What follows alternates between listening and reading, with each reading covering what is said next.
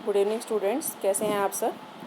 तो देखिए हमारा जो टॉपिक चल रहा था वो था according to nature of production process, है ना। ये चल रहा था, इसमें करा चुकी थी मैं batch cost, process cost, operation operating cost, contract cost. इसके बाद देखो एक जॉइंट कोस्ट आई थिंक रह गया था।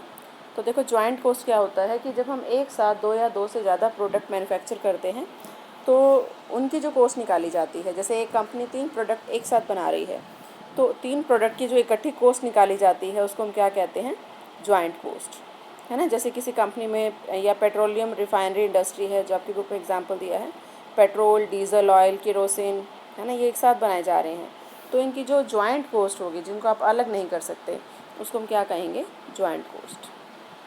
अब देखिए नेक्स्ट टॉपिक आता है अकॉर्डिंग टू टाइम पीरियड, कि टाइम पीरियड के अकॉर्डिंग जो कोस्ट का क्लासिफिकेशन है उसमें सबसे पहला है हिस्टोरिकल कोस्ट। जैसे कि नाम से पता चल रहा है हिस्टोरिकल, मतलब जो पिछली कोस्ट है, पास्ट कोस्ट, जो टाइम बीत चुका है, जो कोस्ट हो चुकी है ना, उसकी जो कोस्टिंग की जाती है उसको हम कहते हैं हिस्टोरिकल कोस्ट, जिसको हम पोस्टमार्टम भी कह सकते हैं कि ये जो है वो क्या है, पोस्टमार्टम है।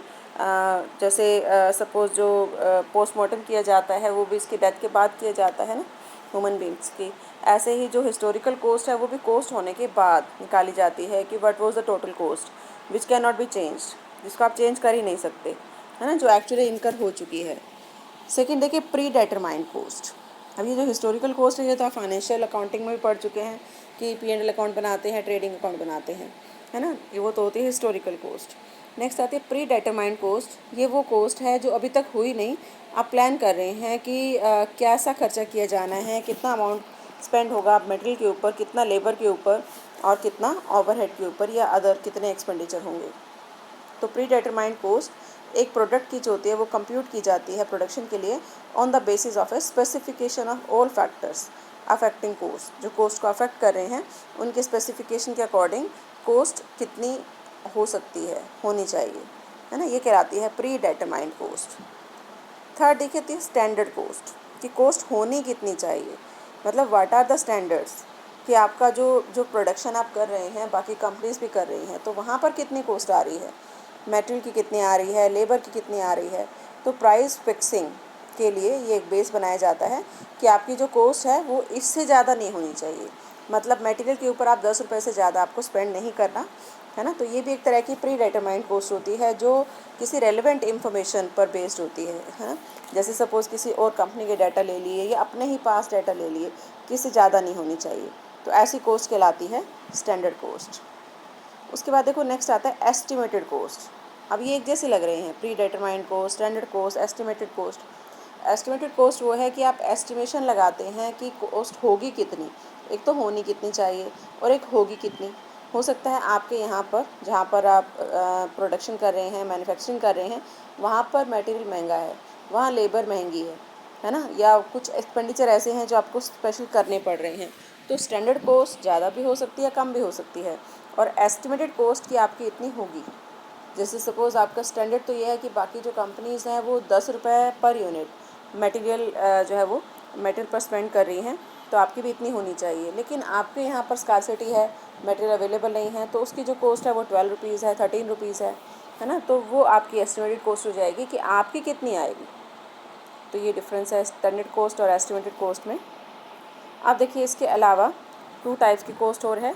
एक है कंट्रोलेबल, नाम से पता चल रहा है विच कैन बी कंट्रोल्ड, और एक है अनकंट्रोलेबल। कंट्रोलेबल कॉस्ट वो है, वो एक्सपेंडिचर हैं जिसको कि जो डिपार्टमेंटल हेड है वो इन्फ्लुएंस करता है, वो कंट्रोल कर सकता है। तो this is a cost which can be influenced by the action of a specific member of N undertaking, कि अगर कोई स्पेसिफिक एक्शन ले तो उसको कंट्रोल किया जा सकता है। जैसे वेस्टेज ऑफ अ मटेरियल रोका जा सकता है ना, अगर डिपार्टमेंटल जो मैनेजर है उसके पर एक्शन ले तो वो इसको कंट्रोल कर सकता है। और एक होती है अनकंट्रोलेबल कॉस्ट, ये वो कॉस्ट है जिसको आप चाहते हुए भी कंट्रोल नहीं कर सकते, है ना, जो आपको बियर करनी ही पड़ेगी। जैसे सपोज़ एक्सटर्नल फैक्टर्स हैं, कुछ गवर्नमेंट ने कोई टैक्स बढ़ा दिए, है ना, तो आप उस टैक्स का कुछ नहीं कर सकते, अगर बढ़ा दिए तो यू हैव टू पे, GST लगा दी, है ना, तो यू हैव टू पे। तो इस तरह की जो कॉस्ट है वो कहलाती है अनकंट्रोलेबल, जिसको कि कंपनी का कोई मेंबर कंट्रोल नहीं कर सकता। तो it is a cost which can not B influenced by the action of a specified member of undertaking, कि अंडरटेकिंग का कोई पर्सन इसके ऊपर कोई एक्शन नहीं ले सकता या इसको कंट्रोल नहीं कर सकता। नेक्स्ट देखिए आती है शट डाउन कोस्ट। अभी शट डाउन कोस्ट क्या है? शट डाउन कर देना, बंद कर देना। तो शट डाउन कोस्ट वो है कि अगर आप बिज़नेस को बंद कर देंगे टेम्परेरी टाइम के लिए, है ना, परमानेंट नहीं, टेम्परेरी पीरियड के लिए अगर आप उसको शट डाउन करते हैं तो जो कोस्ट आपकी फ़िक्स नेचर की है वो तो आती रहेगी, जो फिक्स एक्सपेंडिचर हैं। तो इस तरह के जो एक्सपेंडिचर हैं, मेंटेनेंस एक्सपेंडिचर हैं या जो फिक्स एक्सपेंडिचर हैं, वो कहलाती है शट डाउन कोस्ट। जैसे कॉस्ट ऑफ रेंट है, रेट्स है, डेप्रिसिएशन है ना, मेंटेनेंस एक्सपेंडिचर हैं, ये हमारे क्या कहलाते हैं? Shut down cost. नेक्स्ट देखिए आउट ऑफ पॉकेट कोस्ट। अभी आउट ऑफ पॉकेट कोस्ट क्या है?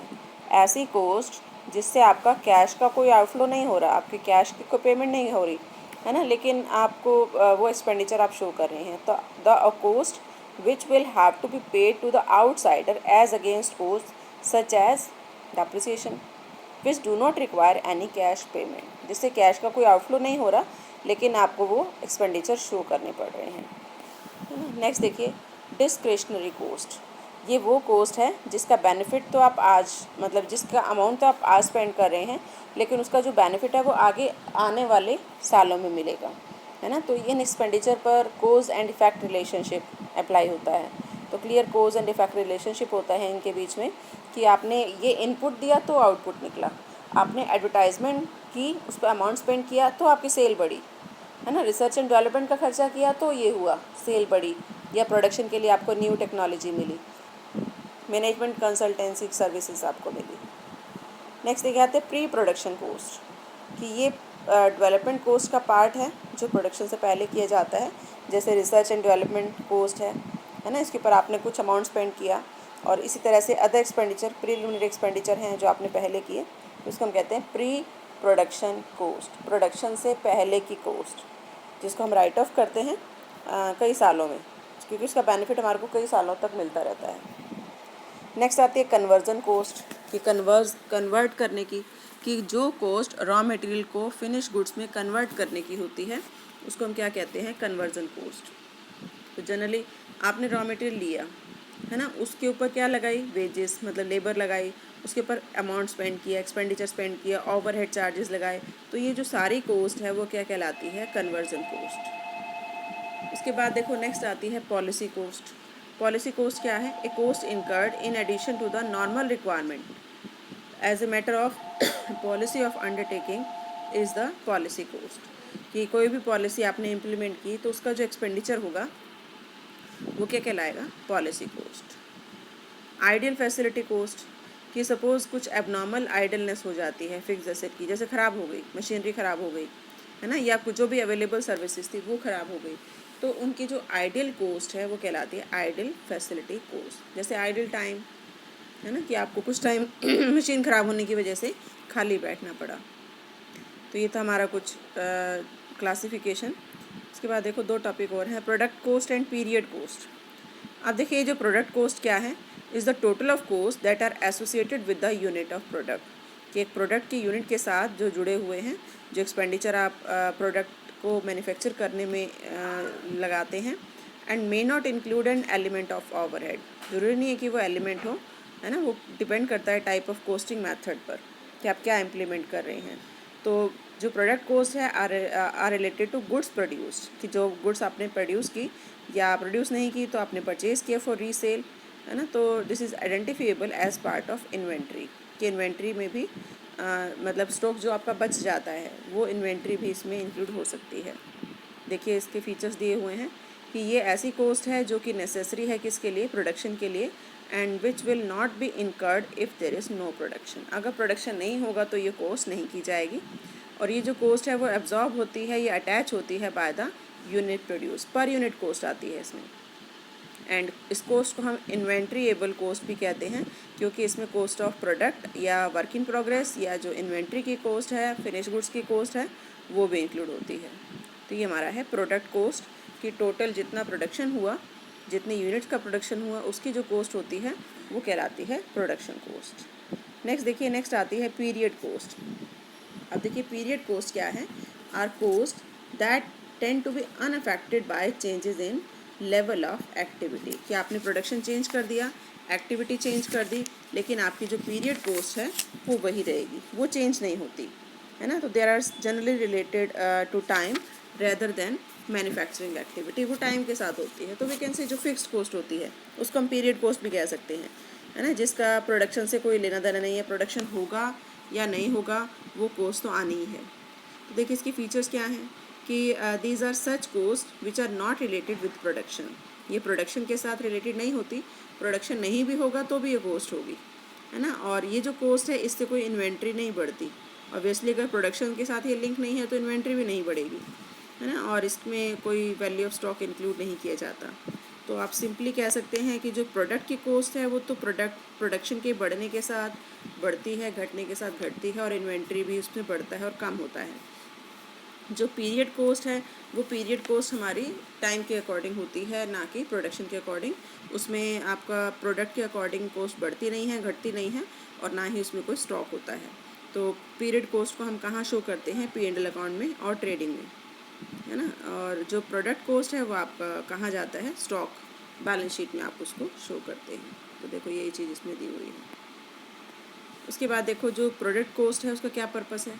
ऑब्वियसली प्रोडक्ट कॉस्ट निकलेगी तो आप प्राइसिंग सेट करोगे, product pricing, preparation of financial statement, कि फाइनेंशियल स्टेटमेंट बनानी है, उसमें जो अकाउंटिंग स्टैंडर्ड 2 है ना, जो ICAI ने मतलब इशू किया है, वो भी ये बताता है कि जो इन्वेंट्री है उसका वैल्यूएशन होना चाहिए, कंट्रोलेबल कॉस्ट है ना होनी चाहिए, और construct on cost plus method, कि कॉस्ट प्लस मेथड के अकॉर्डिंग इसको बनाया गया है कि जितनी कॉस्ट आई उसमें प्रॉफिट ऐड करके फिर आप अपना सेलिंग प्राइस सेट कर सकते हैं।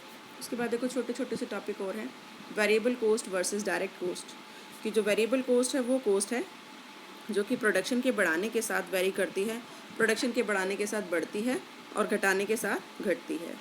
और डायरेक्ट कॉस्ट वो कॉस्ट है which can be identified either with the cost unit और विद द कॉस्ट सेंटर, है ना। जो डायरेक्ट कॉस्ट है मतलब ये एक जैसी मान ली जाती है कि वेरिएबल कॉस्ट और डायरेक्ट कॉस्ट एक जैसी हैं।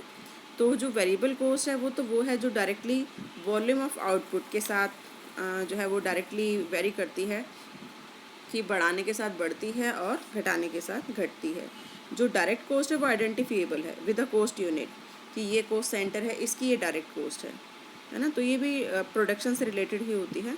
जैसे आप एग्जांपल ले सकते हो डायरेक्ट कॉस्ट का, कि allocation of direct material to a department, कि डिपार्टमेंट के साथ एंड टू वेरियस प्रोडक्ट। तो आई थिंक क्लियर हो गया होगा कि जितनी भी वेरिएबल कॉस्ट हैं वो तो डायरेक्ट हैं, है ना, लेकिन ये ज़रूरी नहीं है कि जितनी भी डायरेक्ट कॉस्ट हैं वो वेरिएबल हों।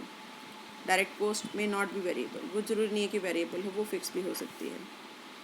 उसके बाद देखो नेक्स्ट आता है estimated cost versus standard cost. ये पहले ही बताया था कि जो एस्टिमेटेड कॉस्ट है वो किस तरह की कॉस्ट है, प्रोस्पेक्टिव कॉस्ट, जिसकी संभावना है कि इतनी कॉस्ट आएगी। और स्टैंडर्ड कॉस्ट क्या है, व्हाट इट शुड बी, क्या होनी चाहिए, है ना। तो estimated cost means the expected cost of manufacture, है ना, वो कहलाता है। और जो स्टैंडर्ड कॉस्ट है वो क्या बताती है कि what it should be means a planned cost which attempt to show what the cost should be for clearly defined condition, कि कॉस्ट क्या होनी चाहिए। मतलब जैसे हम कहते हैं, अभी बताया भी था कि सपोज़ मटेरियल है, आपने परचेज़ करना है, तो आपको लगता है कि इसकी जो स्टैंडर्ड कॉस्ट है वो तो 10 रुपये है, लेकिन मार्केट में 15 पर अवेलेबल है, कहीं से भी आपको 10 की नहीं मिल रही। तो स्टैंडर्ड कॉस्ट तो 10 है, बट इसकी एस्टिमेटेड कॉस्ट कितनी हो जाएगी, 15। और ये चैप्टर आपका हो गया है कंप्लीट।